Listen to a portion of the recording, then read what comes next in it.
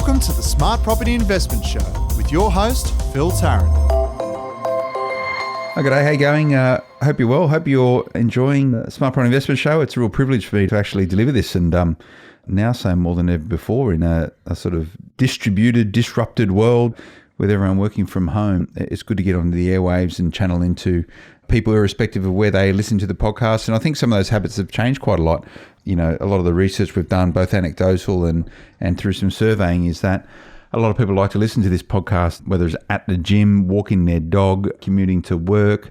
And a lot of those habits and behaviours have changed. I think a lot of people are walking their dog still. It's one way to get out of the house. But, the way people are engaging podcasts is evolving. And, in hindsight and, much like investing in property, it's always good to be prepared. And we made the strategic shift to this particular medium many, many years ago. And hence the reason why now today, the Smart Property Investment Show is one of the most popular business podcasts in Australia. So I get a real kick out of delivering it, and it's nice to know that I am helping and assisting people through this journey of property investment and how we all sort of are moving towards wealth creation. But, we'll keep at this. It's important for us to keep doing it. The way in which people consume media changes, but the basic premise and overall value is consistent, and that is for us, and as a tagline for our organisation, be better informed. So that's our guiding light, that's our beacon, that's our mantra, and that's what we'll follow as we go down this path with smart property investment into the future. And thank you so much for joining us on this podcast. It is a huge community now, and I sometimes need to pinch myself when I think of the responsibility for me to get it right, considering there's well over 100,000 people tune into this thing every single month. So if I don't always get it right, my apologies, but that's just the way I choose to operate, and I'm very reflective, and I'm always looking for ways in which to do a better job. So please get connected and in touch if you think there's anything we can do, whether it's small little things or something more strategic. Editor at smartpropertyinvestment.com.au is where you need to go. But outside of that, you can have confidence that we're pushing ahead here, and our commitment to property investment is only stronger today than what it was at any given time. That's what we're doing, and we're very fortunate here in that we're highly connected and engaged right across the property investment sector. The fact that we can pick up the phone and talk to anyone in Australia about property is a huge advantage, but that doesn't mean that you don't have that also. Part of my job is to make sure that you are in tune and connected with my journey through property investment, all the discussions I have, and I get to share them live on this podcast. So joining me today is one of those stakeholders that we've had a long relationship with, someone I turn to often as a source of pragmatic knowledge and understanding of the property market, and someone that doesn't get taken away or blow things out of proportion. Very stable, good set of hands. He's been through many, many different markets, this just being one of them. Steve Waters, he's the director of the Right Property Group. He's also my buyer's agent. He's part of the team who has supported me build out a portfolio at smartpropertyinvestment.com.au. And stand by, we're going to do a property update at a point in time. I'm right in the middle now of just recalibrating all our mortgages and understanding where we're at. So we'll have a chat about that at a point in time. But I've asked Steve to come to the studio, and we're actually in the studio. So you'll notice that this is not a stream through the internet, and maybe the quality is much better when we do it live in the studio. I do like to do it in person with people, but I can rest assured that myself and Steve are definitely social distancing. We're standing about 4 meters apart from each other. I don't want to go near this bloke. But he was in the area, and he swung by amongst many of the stuff that he's up to have a chat with us, and we're going to talk all things market, get a bit of a sense on and perspective towards some of the rhetoric coming out of the rating agencies and some of the other economic forecasters. And importantly, and this is somewhere I've always lent on Steve and his team at the Right Property Group, just getting a ground truth and how that ground truth, and I'm not going to claim that term, I think it's his, but how that ground truth actually interprets or has a relationship with the data that we're seeing right now. So a long-winded introduction, Steve, but how you going, mate? I haven't seen you for a long time. It's been a couple of months now, hasn't it? Crazy. It's an amazing time that we live in, but thanks to technology, we can still function quite normally. And who knows, maybe that's the new norm. It is the new norm, I think. And we actually have our producer is not sitting in the studio with us. He's at home, working from home, tuning into this right now. And he's got control of the computers here, and can do whatever he wants to do on dials and buttons and all this sort of stuff. So James, shout out to you. I know you can hear us right now, and we're continuing business as usual. And to my original point, we made a strategic shift many years ago into this podcasting format, digital format, live streaming, stepping away from the traditional print publishing, and what you can achieve through these mediums versus print publishing is just dwarfs it. So I think we lament now that there is no, from what I understand, no more print property investment. products on the market. But do not be concerned. This has been the new normal for many, many years, podcasting, and being able to inject a bit of flavour, personality. It can be a lot more raw and authentic in this sort of stuff. You don't need to have a nice polished piece with no typos and stuff in it, right? You get to make mistakes on podcasts. I wouldn't imagine there'd be too many typos from you, mate, being the editor at large that you are. Yeah, I do a lot of typos. But Steve, this is not your first rodeo. You've been through market disruptions before. Several, dozens actually. Of them. And when you think of this as a health pandemic, which has turned into an economic crisis and psychological crisis. And we'll have a chat a little bit about that towards the back end of the podcast. But this is a global pandemic. It's hit Australia hard, but to be fair, not as hard as maybe some other places. So again, I think Australia's going to do what it did during the GFC and come through that reasonably much better off than other nations. But Australia's impacted in a whole bunch of different ways. There's different stories to different states based on how those state governments have reacted to it, and that's translated down into what's happening at local areas. But there's not one property market in Australia. There's property markets everywhere. So what I want to do is get a sense from you, Steve, based on experience and a number of market cycles you've been to. So there is a top-line market cycle. This is going to be one of them. GFC was another one. There was one in between that when last year's federal election. Has been national market cycles, but there's market cycles in every state. There's market cycles in every area. So realistically, you've probably seen maybe hundreds of market cycles when most people get carried away with the national narrative. So give me some sense of this cycle. Like, what's going on, mate? It's a big question, but it is. And I think let's start with saying that there's over 15,000 suburbs in Australia, and potentially each one of those is its own unique little cycle from one time to another. But you did mention something quite interesting earlier on in your introduction in regards to the podcast, and now it's the new medium for getting information out and people educating themselves and what have you, as opposed to the traditional print style papers, magazines, and what have you. And that really does play into the fact that the information that we're receiving today is vastly different from perhaps the GFC, which is what a lot of people are drawing comparison to in terms of all commodities, stocks and property and the economy at large. Back then, it was a written piece and it was very delicately written. Yeah, it's crafted. Yeah, that's the way. And there was no back and forth. There was no questions other than a few little comments in at the back of the newspaper. Maybe there was radio, of course, as well. But with today, information is instant. There are far more people that are willing and can give their opinion on what is happening to the economy. And so what that does as a direct result is essentially you have three camps. You have the people that are just completely negative, and there are some media outlets that perpetuate that. We won't sort of mention who they are. And then there is potentially the other side of the coin where people are extremely buoyant and just think that this will have some sort of V-shaped recovery. And then there's somewhere in the middle, with some sensibility around it, and people are really trying to, I suppose, forge out a relevant opinion, and they're reliant upon the different agencies and media coverage to be able to help them make that decision. But where the market is completely different today, in my opinion, is let's go back to the GFC. That's probably the most relevant, biggest handbrake or scenario that we've had in recent years, other than the whole APRA handbrake, of course. And people want to draw this comparison between the GFC and today, and it's not there, especially when we're talking around property. There's some major differences as to why the market today in some areas, and I emphasize some, really haven't seen too much disruption, for want of a better word. Back then, the cost of money was circa 7%. Today, it's 3 to 4%. Big difference. Back then, there wasn't the amounts of initial and immediate stimulus as there is today, JobKeeper, JobSeeker and the like. And then back then, there wasn't a 6-month mortgage moratorium as there is today. There probably wasn't as many vested, interested parties all coming together at the one time across the world trying to stem this pandemic, whether it be from a physical point of view, a psychological, or of course a medical point of view. And so what that does to today's market is it's really, for mine, broken it down into several sub-markets. We have the top end of town, we have the affordable corridors, and potentially we have regional, if you really want to just break it down into three markets. How they're performing today is largely reliant upon clearly mobility, but also what those localised economies are doing or who owns those properties and how their job prospects are in terms of their income.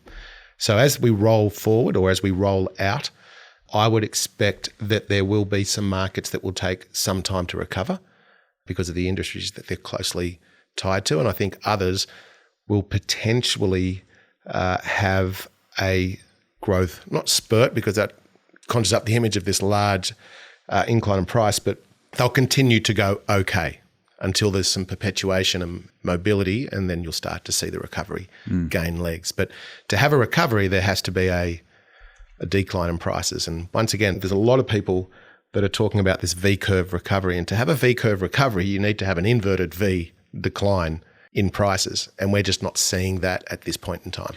So that's an interesting point. So certain sources will be painting a picture of doom and gloom, and you have some of these forecasters or economists, demographers, whatever you want to call them, who have popped back up and gone, yes, I've been telling you for 20 years that you're going to see a 40% drop in housing prices. This is the time. Aren't I smart? I've told you so and no one listened to me, but aren't I right?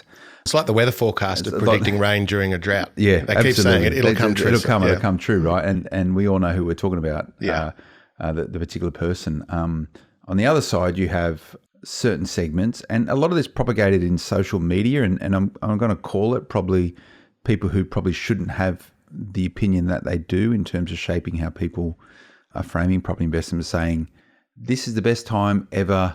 Go and do this.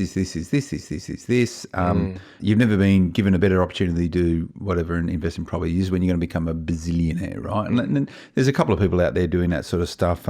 They are not part of the smart property investment ecosystem. They see the world very differently to the self and the people that we like to work with, including yourself, Steve, who are very balanced in their views. So you have them out there, and then you got the middle in the road.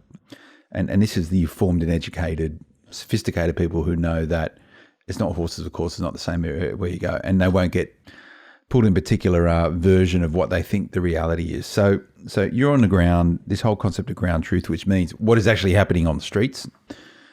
Where do you sit within all of this? Are we going to see super duper price growths? Are we going to see super duper negative price growth? Or are we just going to see, because of the nature of real estate and the nature of what manipulates prices is supply and demand, stock is down, listings are down, but you still have people in the market. So is there just a natural equilibrium, which means that prices will remain stable, or is there going to be a huge drop? I think there'll be both, okay, is the short answer. There are some areas within the property sector which I do think will suffer, and some will suffer greatly.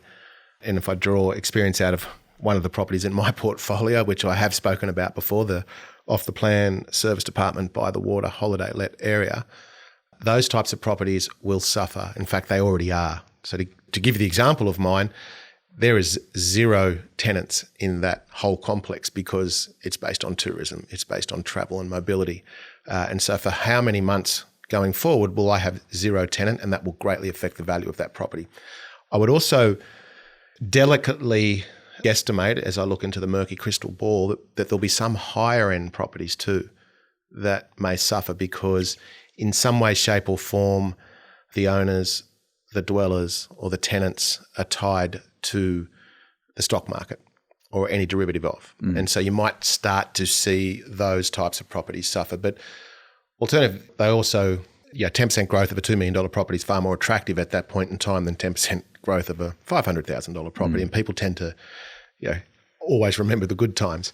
I think the affordable corridors will continue to hold their ground. And I think that some of the regional areas, the major regional areas, may perform well over the next couple of years as people have this aha moment around technology, as we talked about earlier on, a greener, cleaner lifestyle, and potentially portions of the population will leave the highly dense areas and look for these larger areas. And so some of those major regional areas that do have the right infrastructure in place and the fundamentals, such as their economy drivers, may perform okay over the coming years. But from a very even point of view, what we're seeing today from a ground truth perspective is that we have data telling us from some of the outlets that we will see a 30% or 20 to 30% decrease in price, and I'm not seeing that, and I'll have a caveat to that in a minute. We are seeing a massive reduction in the amount of stock on market. So that's the people that are selling their properties. And there's still the demand there. There are still investors who are quite buoyant and want to get into the market. There are your first homeowners who are taking advantage of all the government grants and schemes that they can. And this all revolves around their security within their jobs, of course. You have the upsizers, the downsizers, and you have the larger developers who are looking to land banks. All these people are still in the market, be it that the temper has subdued somewhat, but certainly nowhere near the reduction on properties on market. So it comes back to, as of today, a supply and demand issue. So how that rolls out, we don't know. If this goes for longer than 6 months in terms of mobility and the mortgage moratoriums, well, then it might be a different story. But what we've achieved in the last 30 days as a nation is, gives you a degree of confidence where we'll be in the next 30 days. I completely agree with you. And there is segments of Australia who, irrespective of what our political parties do, and wherever you sit on the spectrum is irrelevant, who are always going to throw rocks at it. That's their job. That's their job. And there's portions of the Australian community who feel as though the government doesn't add any value at all. Now, success leaves clues, right? Now, let's look at what we've been able to achieve. And my political point of view is irrelevant in this conversation. But when you look at the Commonwealth, the Morrison government, when you look at the benchmark of how other nations have fared, we've done pretty well. His approval ratings are through the roof, right, compared to where he was when he was the fires. When the fires were on, he was out in Hawaii. It's the Scotty for marketing, all that sort of stuff. Like that's larger. He's now been pegged as probably going to be one of the most important prime ministers in Australia's history. Up there with Howard for the work that he has done. So, and a good prime minister is like a good business person. They surround themselves with very, very smart people. They take informed advice and they make decisions. And it sounds like that's what he's done up to this point. So irrespective of my political leanings, you've got to acknowledge the work that's been done based on the whole concept of flattening the curve and how Australians, by and large, have responded and reacted to it. I think initially there was some idiots out there, when you saw the pictures of Bondi Beach of like packed and all that sort of stuff. So I think people have taken it seriously, but we're doing well as a nation. So this should mean when you look back to the GFC, the remark I made earlier, running out of the GFC, one of the reasons why Australia was to be able to bounce back faster and stronger than other nations is the strength of our banking sector, the more prudent lending within our banking sector. So we didn't have a lot of those concerns and issues that you had over in the States and other areas around. And still do have, right? Yeah. So our banks are strong. Our banks are well regarded globally for that. And we've got 4 very strong banks here in Australia, plus some other major banks who are also supportive. So we will bounce back well out of this. And to that point, serviceability requirements have, up until COVID, was starting to get relaxed a little bit. It was getting a little bit easier to skewer finance if you're able to present a good package. But that sort of changed as well now. The money is still there and the money is cheap. And if you meet the serviceability requirement, it is okay. But you're in a good position. However, there's a lot more heightened emphasis now and obligations on mortgage brokers or lenders to say, okay, you've got this pre-approval and you had it then. Now you're buying this house. Do you actually still have a job? Or we're starting to see, and that's fair too, because that ties in very closely to the strength of our banks. Yeah. You don't want them to be flippant and irresponsible about this, even at the time that if you're the one getting questioned, you might sort of song and dance about it. But from a holistic point of view, you want a very strong banking sector. Yeah. And for them to look at you forensically now, or back to being forensic again, I actually don't mind that because we do want a robust industry and all the way down through the property sector. Yeah. If you shouldn't be borrowing money right now, you probably shouldn't anyway, right? Like some people can't make that decision themselves and they need to outsource it to a bank to tell them otherwise. But Steve, we're going to go to a break, but some really good chat here. We'll continue to come back around this sort of where the market will land. We'll be back in a moment. Welcome back, everyone. Phil Tarrant here, host of the Smart Property Investment Show. I'm with Steve Waters, Director at Right Property Group, chatting all things. It's really how this market is going to land and how you should be shaping your strategies around it. And to Steve's point, you spoke about affordable corridors. Now, I'm going to pull you up on that. What is an affordable corridor? Because one affordable corridor in Sydney is very different than an affordable corridor in Adelaide. Yeah, very true. And that's a good point because there are different averages relevant to that particular state or metropolitan area. But for us, affordability in Youth and Island, affordable is to the greater mass in that particular area. So affordable also might mean $1 million property in Kirribilli because They don't exist, mate. well, it's affordable, isn't it, if they do, versus, I don't know, $1 million property in Adelaide. Two totally Two very different different Yeah. things. So affordability for me, quite simply, is catering for the masses, because at the end of the day, my mitigation is being an investor and identifying niche assets might sound good, it does paint you into a corner at the worst possible time. And my whole strategy for me personally is around not so much how the property will perform when everything's rosy and good, but how will that property perform and how will my strategy endure when we have a moment like this. And that is usually around cash flow or cash flow management. Now, I'm not proclaiming that you should go out and buy cash flow properties, because to be fair, in strong metropolitan areas, those positive cash flow properties don't exist unless you put a huge cash deposit in it. And that's very subjective as well. But one thing that we can absolutely be sure of is that many things could happen and only one thing will happen, and that this will pass. This moment in time will pass. It will pass. And, we'll get into some of the tactics around that moving forward. So, there's a lot of big brains out there putting a whole bunch of economic statements out there to give some sense of what's going on. One of the major lenders here, I've got something from them they sent through, and I won't mention the bank in particular, but it is one of the major banks. They're saying the longer the economic and social disruption COVID-19 persists, the greater will be the risk of asymmetric effects on housing and household finances. Yeah, I get that. This bank, I'll tell you. That's a pretty obvious statement. Yeah, it is. Yep. This is Macquarie Bank, by the way. I didn't want to give them a plug because I got some mortgages with them and the interest rates are high. They believe the tipping point is longer than 6 months, given the most support measures are in place, or at least that long. So they're calling 6 months. Yeah, I'd agree. They're saying established housing sales volumes are falling sharply and will remain depressed at least until social distancing measures are relaxed. Macquarie's penciled in a 50% decline in turnover, but this may prove to be optimistic given recent trends. And what they're drawing to there, Steve, I think is the intersection between mindset and wealth effect versus the mechanics of being able to sell properties right now. So two very different things, and we'll deal with the first one first. Is about, do people actually want to sell their property right now, or they just want to hold on to it because they think they're going to get less? And the other part of it is, it's a little bit more difficult to sell a house these days because you cannot have auctions. I'll preface that with it's different per state, but auctions are not allowed in person. You can do open for inspections, but they're private inspections. So the mechanics to list and sell a house has changed, hasn't it? It has. And funnily enough, the agents are actually okay with it.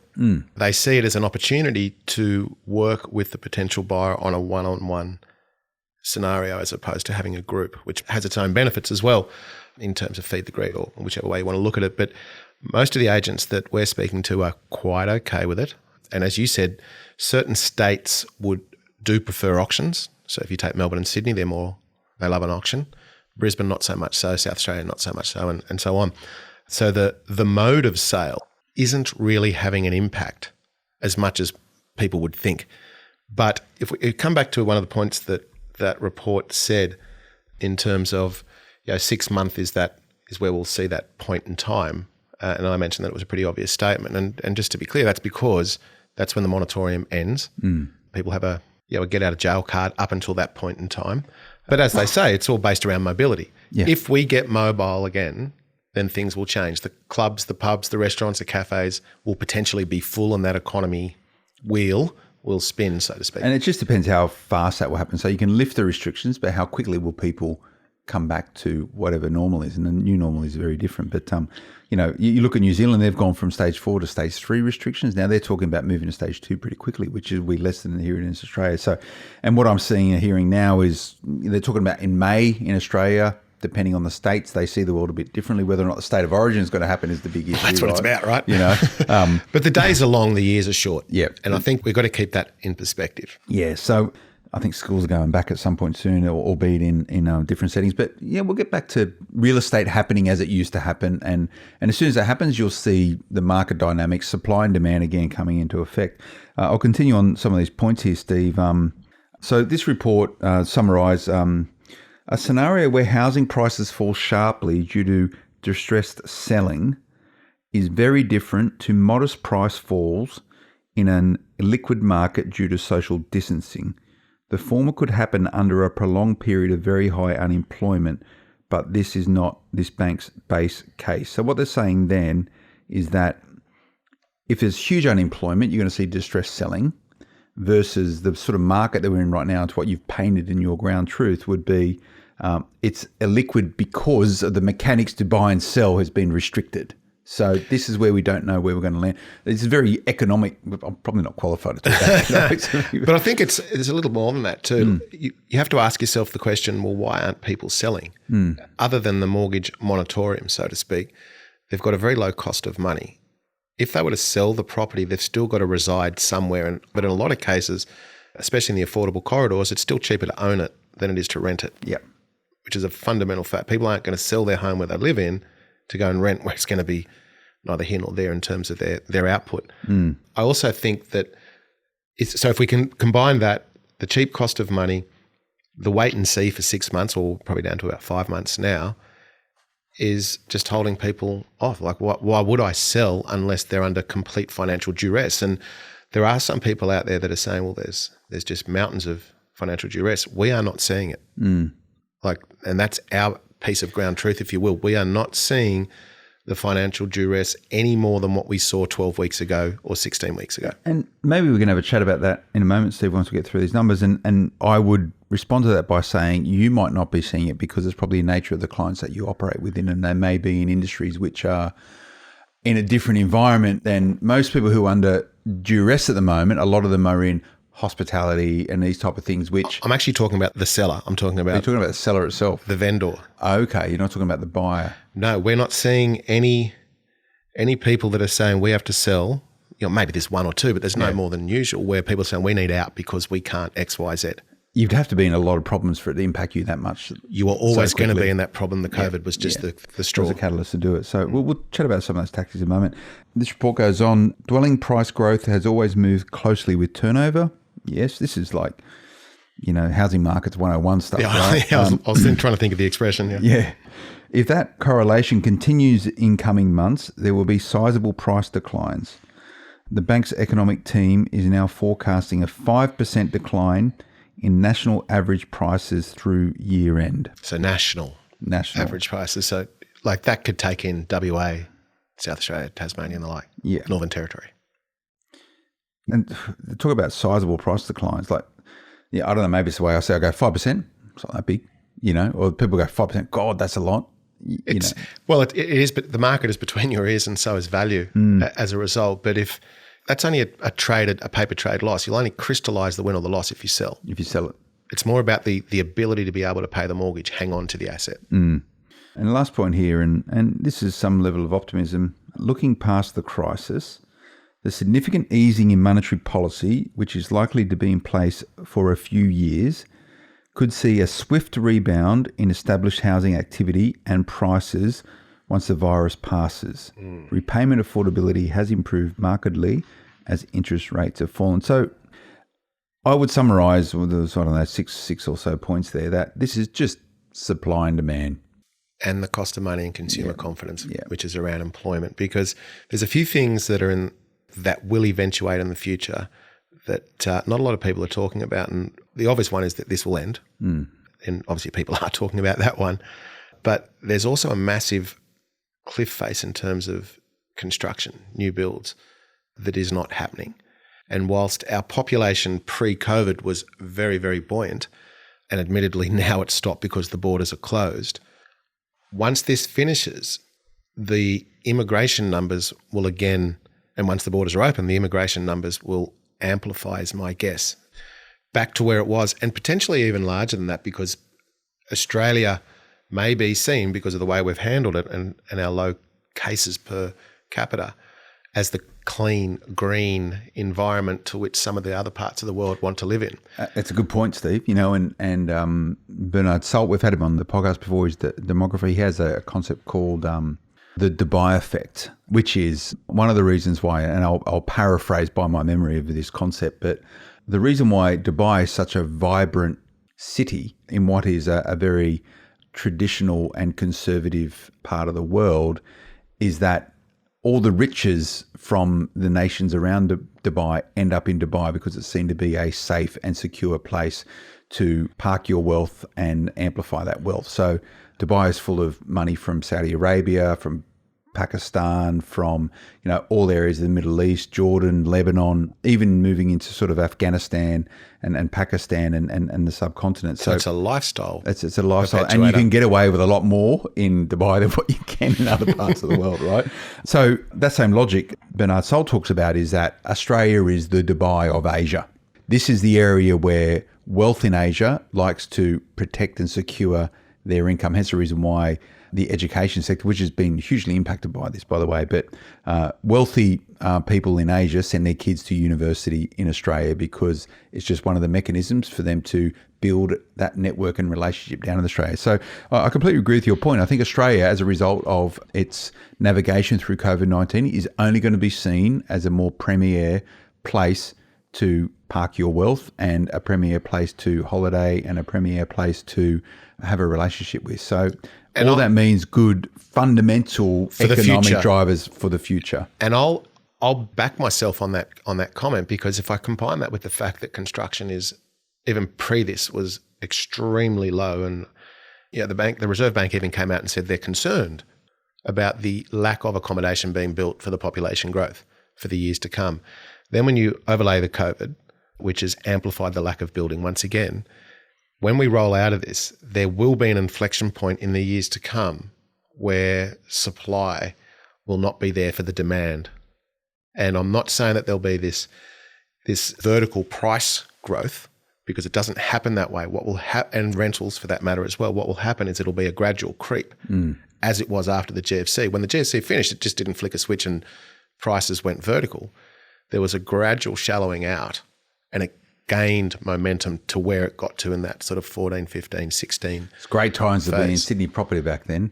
Well, it was. If I remember, you might have got one or two back then too. Yeah, well, just a handful of them. But, this is this logic down to this V-shaped recovery. It's how sharp the decline is going to be. It's probably more, it's going to be a straight line down, but it's going to be steps sort of back to some level of normal. And to realise all the reasons why investment in Australia in general, but property in particular, is a good asset class. And I think that's how I would probably summarise those points. There's going to be a decline in some markets, but that might be pulled down by, that's national, might be pulled down by more negative activity in some markets, whereas some markets are going to be stable. So we need to chat about the tactics of how you should be investing in those markets. And that's what I was just about to say, that. And it is the tactics, it's the strategy that you deploy that will hold you in good stead to take advantage of those, that moment in time for when the future does unfold. How long that is, nobody knows. Nobody knows. But what I am sure about, and I've always been sure about, is the control of cash flow. Cash is king. Now, let's have a chat about tactics, Steve, but we're going to go to a break beforehand to leave everyone in suspense on the edge of their, wherever they're listening to this, seat, maybe. We'll be back in a moment. Welcome back, everyone. Phil Tarrant, host Smart Property Investment Show. Thanks for joining us. I'm with Steve Waters. Getting into, you're qualified to talk about this stuff. I've got this this perpetual, what do they call it? Imposter syndrome. Where you sit there. That exists. I know. Where you sit there talking about stuff. Like I'm just giving. People judging you and judging you. Yeah. I'm happy to be judged. It doesn't bother me. But I am conscious sometimes, Steve, of talking about the economy and stuff. And I sit there going, I'm not really qualified. I probably am. I'm just giving my opinion, right? This is the way I see the world. I'd probably suggest you are. Yeah. I aggregate ideas, right? I don't have any more. I'll just always step one away from it. But this is just our view, by the way, everyone that's tuning in. I'm not big on disclaimers, but we're just having a chat, a couple of blokes having a chat about property and musings about what's going on. But our intent of doing this is making sure that you can make more informed decisions. And that's what I touched on at the intro to this podcast. So let's talk tactics, Steve. So I think we've said the long-term basis for a recovery for Australia versus other parts of the world looks okay. And a lot of that is because of where we were as a nation prior, the reasons why we're growing as a nation. And a lot of that comes down to, and you call it now, political stability. We've gone through a decade when maybe less so, but I think we've got a lot more assurance now on how we can progress as a nation in terms of political leadership. And I would also acknowledge there's always debate, but the bipartisan attitude in many ways for helping steer the nation through this particular crisis. And when often things are stalled, I think Australia has shown that when its back is to the wall, it can move quickly to get stuff done. It's quite refreshing. It's quite refreshing. So my point would be, can't we just do this all the time? Get rid of the red tape and the stupidity that happens sometimes around trying to pass new regulation and make it easier for people to do business or buy property, right? Yeah, I think because when things have a degree of normality, that people love to create the drama, if you will. Yeah. So can we please move on as a nation and not make things too complicated moving forward, because we've shown what we can do. So it's not a bad place to be at the moment. In comparison, for some people, they're doing it tough. I acknowledge that. And I would also acknowledge and give my appreciation to the health workers right across the nation who are supporting us through this. Absolutely. But on that basis then, so let's talk about, what do you do about it? If you've got heaps of money right now, Steve, do you go and buy property? And if so, where? Or do we got to frame it the other way? Like, let's go back to your point before the break around cash flow, right? Yeah. I think, to be very general, it is to each their own. But I think for someone, and I know there are some people out there saying this is the best time in eons to be purchasing. Since the Great Depression. And look, for some, potentially it could be, and for others, not. Because there are many other different factors within someone's own unique financial position, not just now, but what looks to be in the next couple of years. So as always, tread carefully. But if your job is secure, if your household cash flow is in check and you're not too skinny, you have enough buffers in place from a cash flow point of view, but also from a capital point of view, and you have a plan, then you may want to entertain purchasing. However, if you don't have any of those, then you've got a lot of steps to do before you can even pull the trigger on something like that. The question is where and how. Once again, everybody's different. For me personally, and I mentioned it earlier, I always want options. Options equals security, security equals opportunities. So the options for me is always around cash flow. And that doesn't mean that it's cash flow positive once again, but it means controllable cash flow relevant to the mortgage. And I want the option to create more if I have to, rather than wait on organic growth in terms of capital and cash flow. Because if you're waiting for organic cash flow, this magical inflection point where all income exceeds expenditure, and some people like to predict that at 6% per annum, and therefore in year 11, you'll become positive cash flow. I don't buy into that, because cash flow does not grow in a linear fashion. There is peaks and troughs. Today's a really good example. So I want each and every property to have a direct reason for being in the portfolio. If it's a capital growth play with skinny cash flow, I'm going to back that up, pigeon pair it with something that is more around cash flow. And that might mean I can do a renovation to accentuate the cash flow. It might mean that I can add a secondary stream of income, therefore another dwelling or multiple dwellings in the future, so that I can arrest the cash flow position, because we're always looking at it from a bottom line scenario. So that's for people who are currently investing and have the capacity to invest. And that's, we can't get into that today because everyone's circumstances are different, right? My recommendation would be, if that sounds like you and you can take action, I'd be surrounding yourself with some bright people to help you make those decisions. And that might be a property strategist, your accountant, your mortgage broker, buyer's agent, financial planner. So make sure, and just don't take one person's opinion on it, would be my point, Steve. I'd probably speak to a whole bunch of different people from different channels and make that decision. It's very important, yeah. But for those people who might be on the other spectrum and are looking towards, they might be in the game or thinking about getting in the game, but maybe their house foundations aren't as stable as these other people we're talking about, what would you be doing right now? Start at the beginning, like I said, because everything is around cash flow, and I don't care who it is or who you are and how much you earn. Everything is around cash flow or cash flow management. It's right up there behind oxygen for survival. And even if you're beginning today, the fundamental steps is working out what surplus you have and what your capacities are, and then finding a strategy that lets you sleep at night. That's so important, because if you pick a strategy that you're always going to have this angst and these mild anxiety attacks, then don't do it. Yeah. Find another asset class or something else that lets you sleep at night. That doesn't mean that whatever you do is high risk, but you just need to find your risk profile floor, if you will. But it is always around cash flow. But once again, it doesn't mean high yielding, positive cash flow properties. It's about how you strategize, create a plan, then execute the plan so that the bottom line is always in a position of livability, that you can cope with the cash flow ins and outs. It's treating it like a business. And I know a lot of people say that, but we all say that because it's the way it is. It's important. Yeah.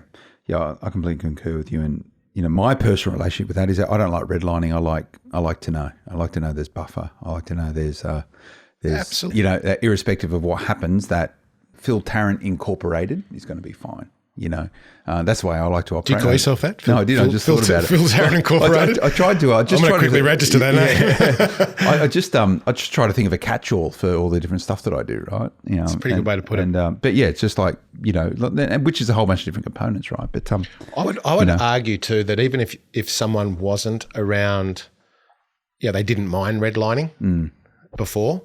I would argue that as people are experiencing what we have today, their thoughts are completely changing. Just as it was during the GFC, before the GFC, and I don't know if you remember, there was a lot of ads around equity mate. Take the equity out, and he was standing next to his boat or his Bentley. And people didn't worry about the cash flow management of their asset classes or even their own personal circumstances. It was just about, I can get it, so I'll spend it. The GFC pulled people up straight away and made them think once again the relevance of cash flow and cash flow management. And as we came out of the GFC, what we found was that those higher yielding metropolitan areas were the ones that led recovery. So you go back to when you first started and we were getting 7% yields in Sydney. Yeah. Those prices recovered quickly, more quick than the inner city did, because people once again understood the relevance of cash flow in a metropolitan area. I tend to think this will be the same equation again. The cash flow will come out on top again, like in terms of cash flow management, and people will look for those assets in whatever the asset class may be that will give them a dividend, for want of a better word, that lets them sleep at night. But then fast forward 5 years, people will forget about it again. Yeah. It's human nature. And you got to remember, you got to keep that corporate memory, and embrace the scar tissue of this stuff, and never forget. But it was good, Steve. It was quite a long podcast. We've been at that, so I hope everyone's enjoyed that. I guess you've got a bit of time on your hands at the moment. It's not much else doing, is it? So no, I enjoy that chat. There's a real mix between, and I'm going to say this, and one of the reasons why I am attracted to property as an asset class, it's pretty bloody simple compared to other stuff, right? Like, and I was sort of, I was being a bit flippant in sort of reading some of those remarks from that come out of that report, but it's like, yeah, of course, like that's the way property works, and that in many ways is why I'm attracted to it as a property investor. Because it's not that complicated. It's not that complicated, and it's also illiquid. It means that even though I've got a sovereign super fund, I've still got money in a retail fund. It's been decimated. My superannuation. It just overnight, it just dropped because share markets dropped, by plummeted, So there's going to be one of these points in times when, and in the future, people go, I've made X% on the share market, but it's going to be, if you do not invest on this one day in March or this one day in April, your returns will be negative forever. So I don't have the time, effort, the knowledge, the understanding, the sophistication to invest in share markets because I just can't play the game. But property, it's largely simple. How many people want to buy stuff? How many people want to sell stuff? Do people actually want that? And can you actually hold on to that property? It's pretty base. It's quite ironic that the very thing that we are taking shelter in is obviously property. It's not a BHP share. Nothing against BHP, by the way. Yeah. But it is our flight to safety. Yeah. It is our castle. Yeah. And if you think, I guess it's connected with it, and no doubt people could argue against me, and I'm happy to have that. The government intervention in all asset classes when it comes to COVID-19 has been in property. It's not much else. Resi and commercial. Now, there would be an argument saying that they're shoring up business through the JobKeeper allowance, and that is intervention to support businesses, and there's breaks on payroll tax, depends where you are. There's breaks on, some other tax things. So there has been intervention in business, but nothing to the degree of property, whether you're a tenant, whether you're a landlord, or whether you're a lender. Such as the far reach of the asset class itself. And just hopefully people don't have an element of clueless enthusiasm if they're looking at doing this, and that they take some sound advice and take very small steps. Yeah, go and get advice. But Steve, thanks so much for sharing your insights today. Really Pleasure. enjoy it. Again. Thanks, mate. And let's get you back in. Let's do this property update. Yes.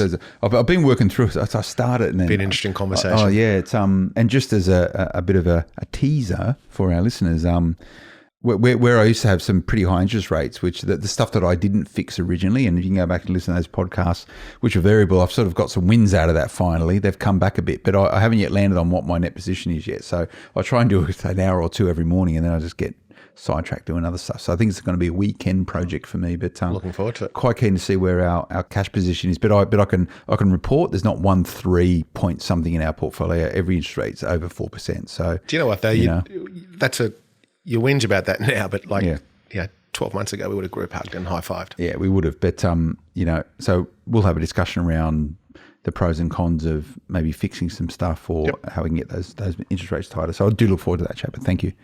I hope you enjoy that, everyone. Remember to check out smartpropertyinvestment.com.au, social media, Smart Property HQ. Go and check it out. You can see what we're up to and what's happening in property right across the nation. Please, if you enjoy what we're doing, I don't even think Steve's ever done this, is leave a review on... I don't know how to. Well, just if you're listening to this on Apple, you can do it now while I'm telling you. You go to Smart Property Investment, where it says reviews, you put 5 stars on there, and you write a note that says... Philip is a genius, and I've never met anyone more informed about property in Australia. Number one fanboy. Number one fanboy. But please, if you are tuning into this, I get a real kick out of it if you can do that. And there's a great team here who are producing this. So, if you can do that for me, it'll be great. We'll be back again next time. Until then, bye-bye. The information featured in this podcast is general in nature and does not take into consideration your financial situation or individual needs and should not be relied upon. Before making any investment, insurance, tax, property or financial planning decision, you should consult a licensed professional who can advise whether your decision is appropriate for you. Guests appearing on this podcast may have a commercial relationship with the companies mentioned.